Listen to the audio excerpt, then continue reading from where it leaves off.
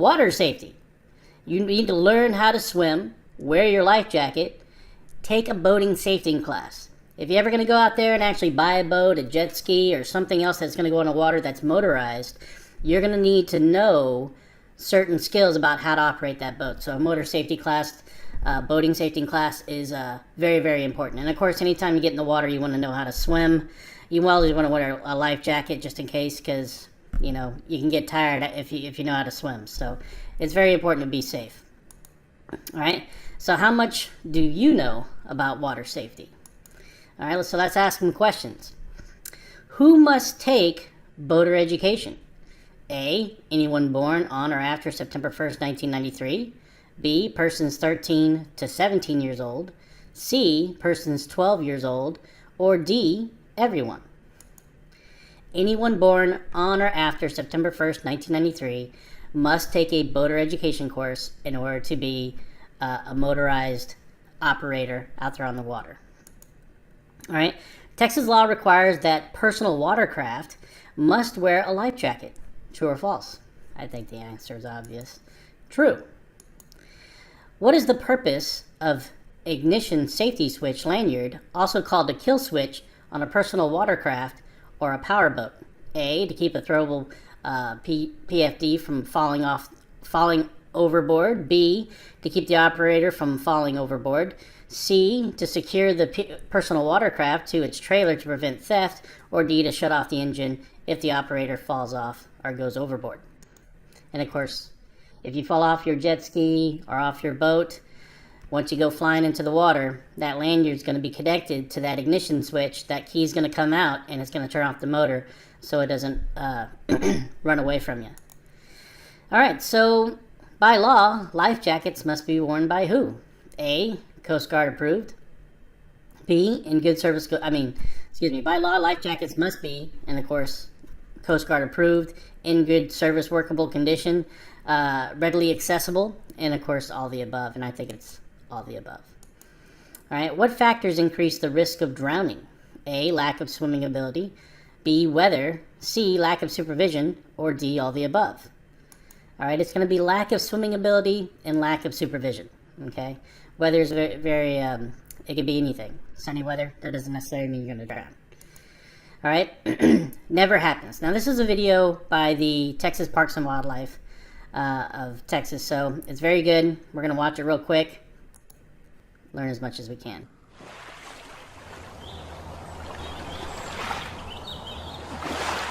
All I remember is making a large U-turn and then waking up in the hospital 10 days later. And the whole time we're just screaming as loud as we can, hoping somebody will hear us. Nobody can hear us, no one's around. I knew it was real whenever I heard the ambulance driving across the freeway over the lake.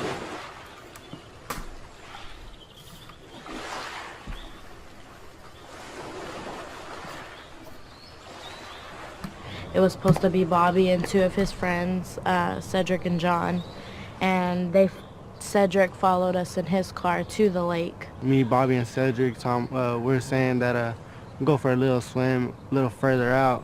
Cedric was like, we should swim out to those buoys out there. And I told Bobby no. And he kept screaming my middle name. He kept screaming Nicole because I wouldn't turn around. I didn't want to listen to him because I already told him no, he couldn't go out there. And he was just like, Nicole, and I turned around and I was like, what? And he was like, I love you. And I was like, I love you too, now get out of the water. I sat in the sand and I turned around and him and Cedric and John were already way out there swimming to the buoys. Bobby was about maybe 5 feet away from me when I turned around to get a little breath and see if everybody was all right. And he actually just hit the buoy and started swimming back. He didn't stop and take a breath. Swam a little more. About 2-3 seconds later, I turned back around when I could touch my feet in the sand in the water, and turned around and Bobby was nowhere to be found. I looked back up and John and Cedric are just standing out in the sand facing the water. And I'm standing there and I'm just waiting because I see 2 people, I don't see 3. And then I was screaming and I was like, where's Bobby? And they were like, I don't know, he hasn't came up yet. There was some problems going on, like, in the family, and really I just wanted to stay out of it. My mom's friend offered me his jet ski for the afternoon. And since I was unhappy, I went out there. I felt in control. At first I felt like I could do anything, and then I started to lose control of it. There was a couple on the other side of the lake that I remember. They were going 40. The tip of their jet ski hit me in the torso. The whole thing took place a couple feet up in the air above the surface of the water. And we'd left my grandmother's house. It was me, Brandon, and Taylor. We loaded up my boat, and we headed out to fish to check some trot lines. We checked the fish. We only had 2 small fish on the trot line, so we decided, you know, with the storm blowing in and as bad as it was starting to get, because it was getting worse and worse by the minute, that we would just go ahead and leave the fish there. I've been fishing this lake since I was a little boy, and so I just was that person that didn't think I needed a life jacket or a kill switch or any of that type of stuff, you know. I felt the boat trying to jerk to my left, and whenever I looked back, I saw Taylor, you know, with fright in his eyes. He'd realized something was wrong, and it was just that split second. I mean, it was just as soon as I looked at him, we were in the water, and I mean, he flipped us out, and as soon as we flipped out into the water, it took our breath away. It was so cold. I've swam that lake, I can't tell you how many times, pools. I mean, it was crazy that how fast the water took our energy and all of our strength away. The boat kept on going, and it started going towards the 66 bridge, so I knew that it was gone. You know, there's no chance of getting it back. It was a normal day. Like, we were planning on going fishing, and I caught one, and I don't remember what it was. And then Gabby caught a skipjack, and then Callie caught the most fish. Lucky her, she caught a dogfish. the boat had taken a sudden turn, and we weren't expecting it. And I had been sitting right next to Callie, and everything just froze, and everything was in slow motion. I just felt the boat do something. I wasn't really sure. I just slid around on the floor everywhere. I just saw her just fly off the edge, and we heard something hit the motor. And so, and then we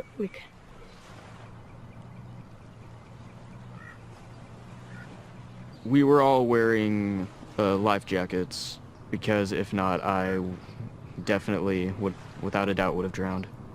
They pulled me onto the boat and took me to shore. After that, the male who was driving the other jet ski started performing CPR.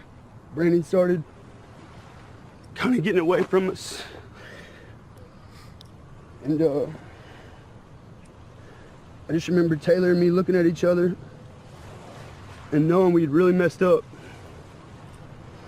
I was at shore catching my breath so I can go back out and look for Bobby. Couldn't find him.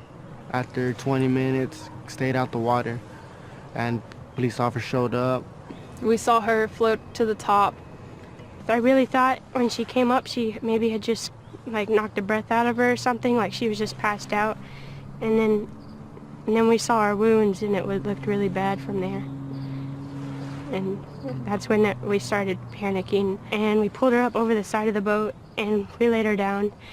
And then my dad was telling us to call 911 and to put pressure on her neck. She had 2 gashes. I didn't know she had 2, so I only had my hand on the one. And Gabby was holding her hand. Their jet ski crushed my knee into 8 pieces, lacerated my spleen, liver, and pancreas. My aorta had torn. I just remember it was like fighting 1,000 people at one time. I just knew that there was no chance in hell I was gonna make it. Me and Taylor were right next to each other. We couldn't find him. He was already gone. He already left. And me and Katie just held Callie in our arms, just told her we were there for her, that everything would be okay. And then we started telling her that we loved her and what a great person she was, because she was as close to perfect as perfect could be, Finally, I saw the boat coming back to the shore, and I saw Bobby's body, and he was laying on the stretcher, and they laid him in the sand. I would have been unconscious for at least a day or two, but with all of the surgery and how severe the injuries were, they kept me under for 10 to 12 days. I swam towards him as much as I could. You know, I could barely even move myself. I was kicking my feet for him. I couldn't find him. And then it was after that, it was, you know, respite for yourself, you know. It was, you know, no longer, where's Brandon? It's like, oh man, what am I gonna do to save myself? Right after they took her, the policeman took me and Katie to the hospital. So we waited there, and we just prayed and prayed and prayed, and until we got the news that our best friend had passed away. And They take you to a special room, they sit you down, and they tell you they tell you what they did, how hard they tried, that she just wouldn't come back. And that's what happened. I just remember him saying that he saw a boat. And then whenever I heard him say that, I thought he was hallucinating, because I know that, you know, when people are dying and stuff's going on, you know, you think crazy things. And this boat with two gentlemen came over to me, and they threw me a rope. He pulled us both onto the boat, and we sat there for a second, and then we said Brandon's name, and they said, there's somebody else, and we said, yes, sir. And I started breaking down and started crying, and it hurt me the most that I had to call his mom whenever talking to a best friend's parent and telling them that their son is gone. I went to him for everything. So it was really hard for him not to be there anymore. We looked for him for 29 days. And we finally found him. Thanks to a lot of help. It was the worst day of my life by far. And I'll never forget it. I see the look in his eyes sometimes when I'm sleeping. Because you never think it's gonna happen to you or anybody that you care for.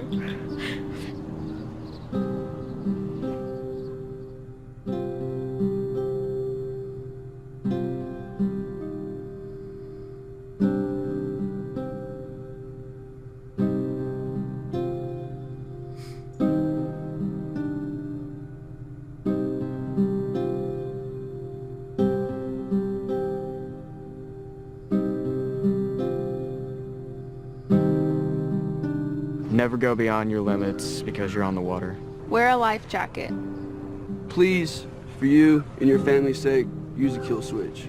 I'm alive because I was wearing a life jacket. Know what to do in an emergency. Keep safe in the water.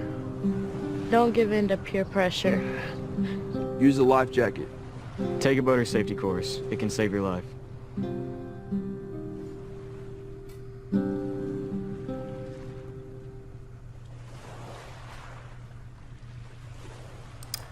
All right. So, facts. About 1 in 5 who die from drowning are children, ages 14 and younger.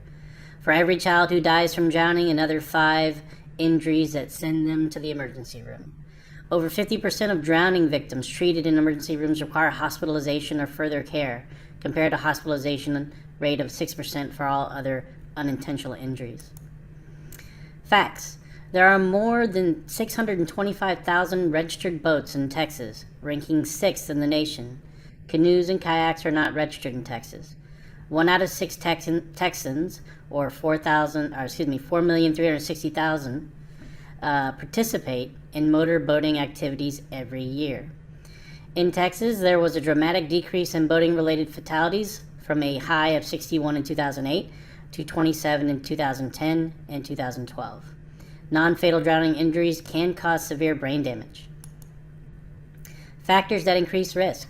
Lack of swimming ability. Many adults and children report that they can't swim. Lack of close supervision. Drowning can happen quickly and quietly anywhere there is water, even in the presence of lifeguards. Location. More than half of fatal and non-fatal drownings among those 15 years and older occur in natural water settings.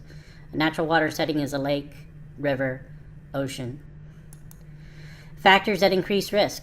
Failure to wear life jackets. Annually, over 70% of boating deaths that occur are caused by drowning, with over 80% of victims not wearing life jackets. Alcohol use. Among adolescents and adults, alcohol use is involved in up to 70% of deaths associated with associated with water recreation. Factors that decrease risk. Swimming skills help. Learn to swim. Statistics show that taking part in formal swimming lessons reduce the risk of drowning among children ages 1 to 4 years of age. Life jackets can reduce risk. Wear it. Potentially 75% of all boating-related deaths might be prevented with the use of life jackets. Factors that decrease risk also include taking a boating safety course. Boaters who take a boater safety course are less likely to be involved in an accident. In Texas, a person born on or after September 1st, 1993 must take a boating safety course to operate a power vessel. Seconds count. Learn CPR. CPR is performed by bystanders, has been shown to save lives and improve outcomes in drowning victims. The more quickly CPR is started, the better the chance of an improved outcome. Factors that decrease risk. Supervision when in or around water. Designate a responsible adult to watch young children while in the bath and all children swimming or playing in or around water. Avoid alcohol. Avoid drinking alcohol before or during swimming, boating, or water skiing. Do not drink alcohol while supervising children. Okay, Texas required equipment checklist. This is a checklist for everything. So if you have a personal watercraft, which includes jet skis, this is the different things that you must have and available. If you have a boat that's less than 16 feet, these are all the things that you need to have available. A boat 16 to 26 feet, these are all the things you need to have available. Feel free to pause it or take a picture, screenshot it if you need to refer to it, if you're going to go out there and get on a boat anywhere in the state of Texas. Legal boating points of confusion. Life jacket use on a personal watercraft versus boats. Personal watercraft must wear a life jacket at all times regardless of age. Inflatable life jackets are not permitted. Okay, the inflatable life jacket is the one where you pull the cord and it inflates on its own. Okay, we're talking about a standardized life jacket. Boat, required for children under the age of 13, must be 16 years old to wear an inflatable life jacket on a boat. All right, ignition safety cutoff switch use. Personal watercraft must be attached at all times while underway. That means as long as you're on that craft and you're using that craft, you better have that ignition safety cutoff switch. And it's highly recommended for boats. So if you're on a speedboat, yeah, have that little switch on while you're steering the boat, just in case you hit a high wave and you fall off. That boat's going to turn off when you fall off. Legal boating points of confusion. Minimum safety distances. Personal watercraft may not operate within 50 feet of anything or anyone except at a headway speed. Headway speed equals slow, idle speed, or no wake speed. Drive down flag. No vessel may operate within 50 feet of a drive down flag and must slow to a headway speed within 150 feet.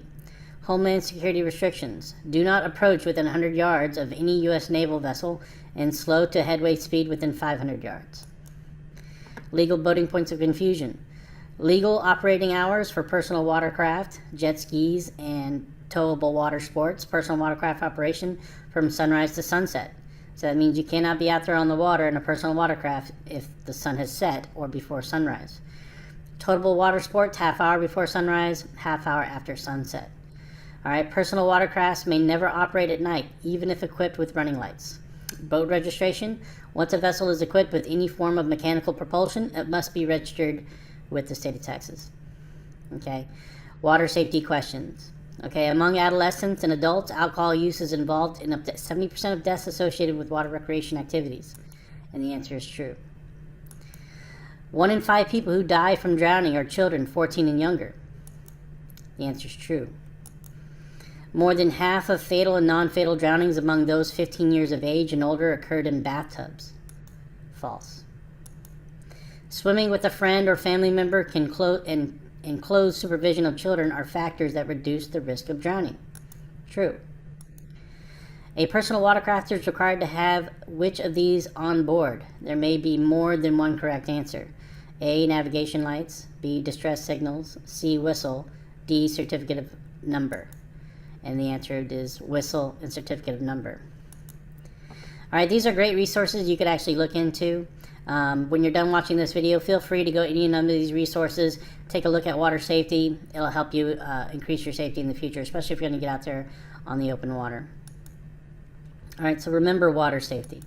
Okay, so let's go into buying a car. I know buying a car is very important. It's going to be the second largest purchase in your life, with the most expensive being the home. So a car is going to be very important. It's going to be our number one source of travel. I know when I was growing up, my dad always told me, he said, son, if there's anything if there's ever a bill that you have to pay on time every single month, it's that car payment. Because if you can't get to work, you don't have a job, right? So buying a car is very important, okay? So steps in the car buying process, all right? Number one, identify your needs and wants. What do you need to do with your car, all right? Will you drive a lot of miles? What features would you like to have? You may have to trade off some of the wants for a lower price, right? Unless you're super rich, wants is a luxury. Needs are a must, okay?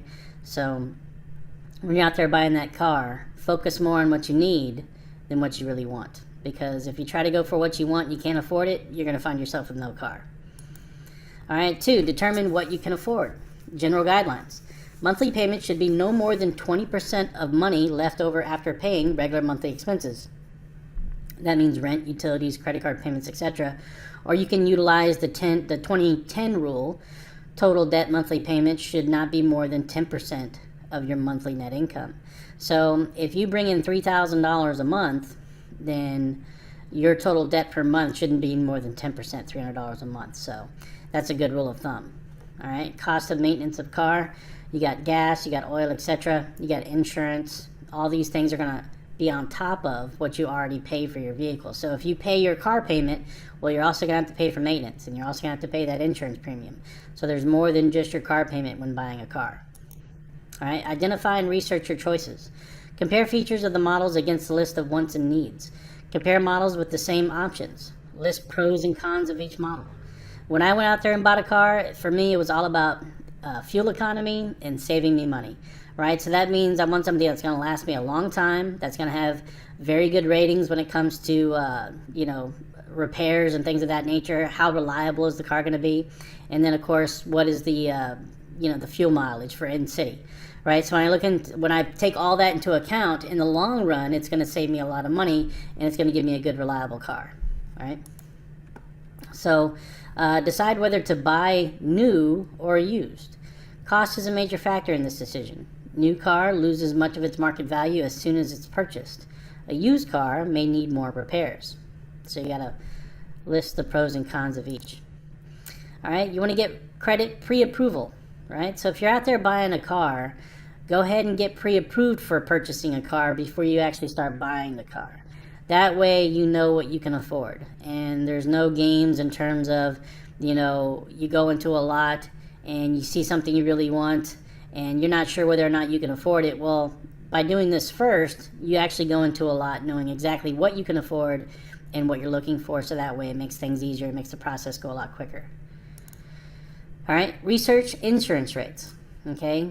You may be blindsided by how much you have to pay a month in insurance. So if your budget for a car is $300 a month and you get a car that's $260 a month, but then you realize you're gonna have to pay over $100 a month in insurance, well, now you're $60 over budget, right? So you wanna make sure that whatever car you do choose before you go down to the lot and test drive it, find out how much insurance is going to cost for these types of cars and how much it's going to cost you based on your driving record and all the other factors that go into pricing of insurance.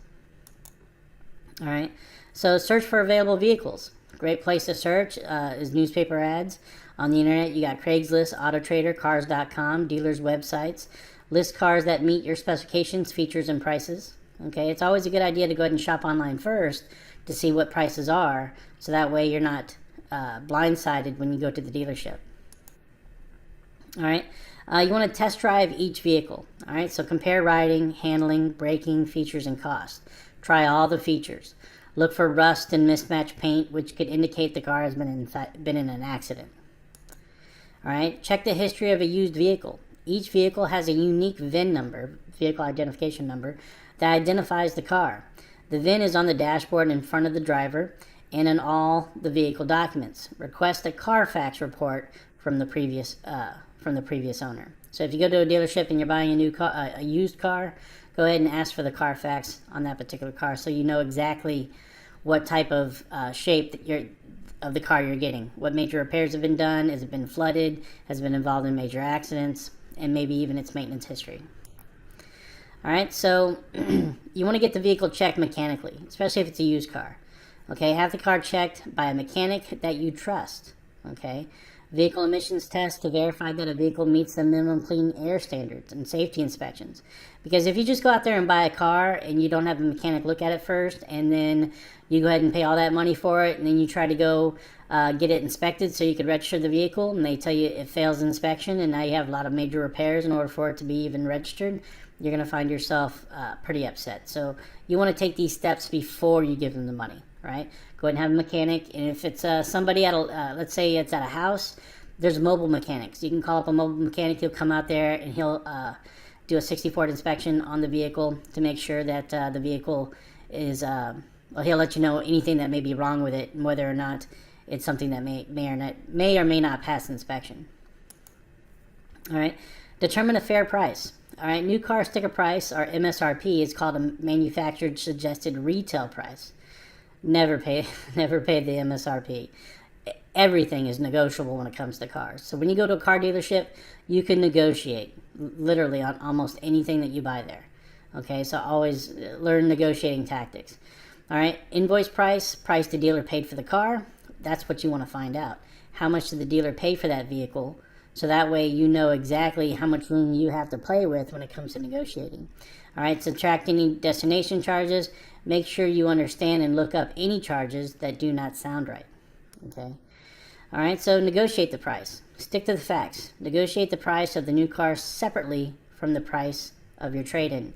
When I go in to buy a vehicle and they ask me if I have a trade-in, I just tell them no. Right? And then I try to negotiate the best price I can for that vehicle. And then once I've gotten to an agreement for a price on that vehicle, then I'll go ahead and introduce any car I may want to trade in. That way, they can't just use that in a negotiation tactic, right? Because you want to get the best price for your trade-in as well. All right, so dealer add-ons. High-priced, high-profit dealer services that add little or no value to your car. Tell the dealer you do not want these services on the car and remove them. Extended warranties,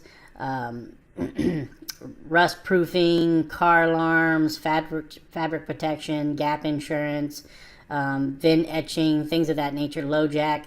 These are things that you can get if you really, really want them. In terms of, these are wants, not needs. Okay? If you want them, you can get them, but they're not necessary in order for you to use that car. All right, financing your car. All right, there's different ways to finance it. You can do it through your bank, your credit union, online lenders.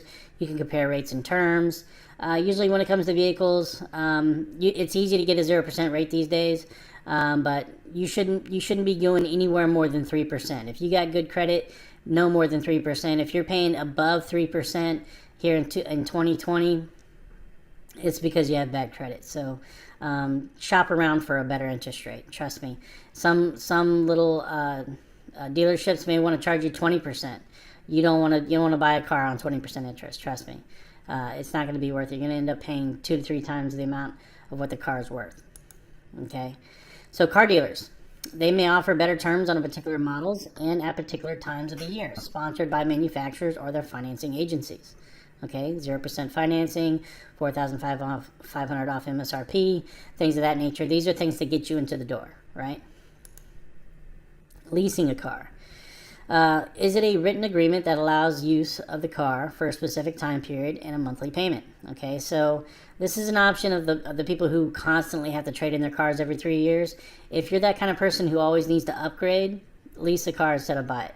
If you're the kind of person who's going to drive your car for 10, 20 years, buying your car is going to be the number one choice. But if you're a person who has to have the newest model and you're constantly trading in your vehicle, leasing will save you money in the long run.